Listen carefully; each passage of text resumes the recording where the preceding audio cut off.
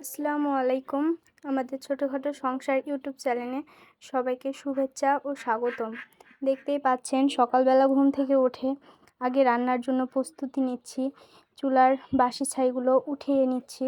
সকালে ঘুম থেকে উঠেই আগে আমাদের রান্নার জন্য প্রস্তুতি নিতে হয়। গ্রামের সকলের রান্না নিজেই করা লাগে, তার জন্য আমি সকালেই ঘুম থেকে উঠে আমার চুলার পাড়টা আগে পরিষ্কার করে নিচ্ছি। ছাইগুলো উঠিয়ে চুলার পাড় ঝাড়ু দিয়ে চুলার পাড় পরিষ্কার করলাম। এবার থালা বাসন নিয়ে আমাদের কলতলা গেলাম থালা বাসনগুলো পরিষ্কার করে মাজার জন্য।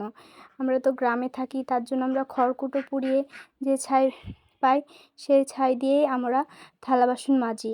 কড়াই, থালা বাসন ছাইয়ের সাথে একটু হুইল মিশিয়ে আমরা থালা বাসনগুলো মাজি। এতে আমাদের থালা বাসন খুব ভালো পরিষ্কার হয়ে থাকে। থালা বাসনগুলো মাজা হয়ে গেছে, এখন আমি থালা বাসনগুলো ধুয়ে নিলাম। সকালে রুটি করার জন্য আমি আটা সেনে নিচ্ছি। সকালে আমরা বেশিরভাগ রুটি খাই, তার জন্য আমরা রুটি করে নিচ্ছি। এবার আমি চুলার কাছে চলে গেলাম, চুলার ধরিয়ে একটি রুটি দিয়ে ওই রুটি করতে লাগলাম। তো রুটি করছি আমি।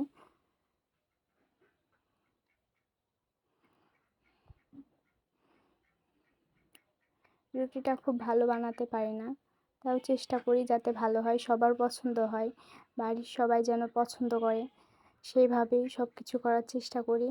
তার জন্য আগ্রহ করে চেষ্টা করি একবার খারাপ হলেও যাতে আরেকবার ভালো হয়।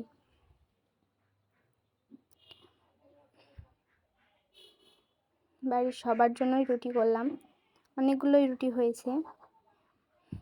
আমার রুটি করতে খুবই ভালো লাগে, কারণ যেটাতে শেখা যায় সেটা করতে খুবই ভালো লাগে।